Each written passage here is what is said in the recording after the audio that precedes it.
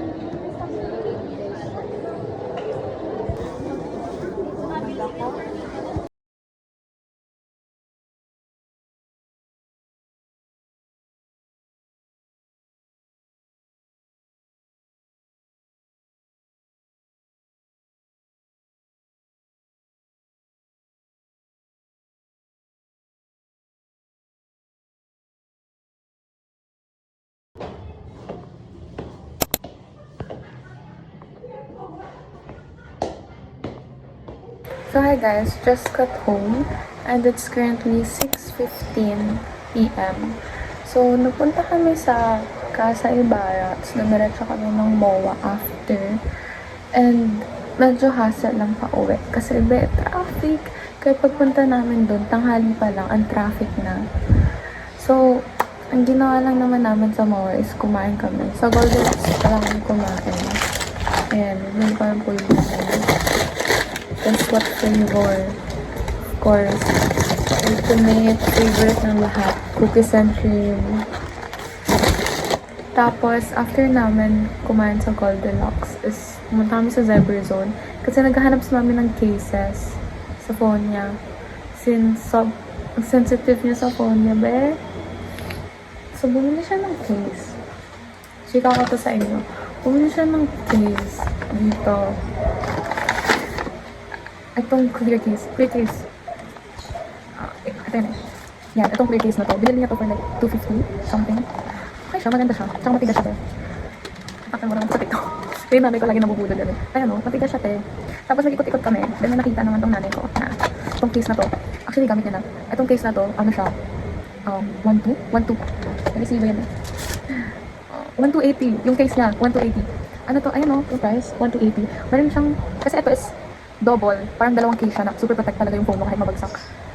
Mahal, 1,280. Tapos nagpa-tempered ako. Palit ako ng screen protector ko, which is 398. Medyo mahal. Kaya nang hinayang ako sa pagpalit ng screen protector ko sa akin. Pero wala na, napalitan na, nagagawin ko, diba? Intrusive thoughts ko rin kasi kinakailan eh. So, ewan ko for sure talaga, hindi gagamitin ng nanay ko tong free case niya na binili. Sabi niya, bilhin ko na din, para ano. Tapos, makita niya yung isa, wala na, hindi talaga. Tapos biglang, nilait niya tong case na to, yung clear. Ang tigas ang pangit, bet mo pa binili, diba?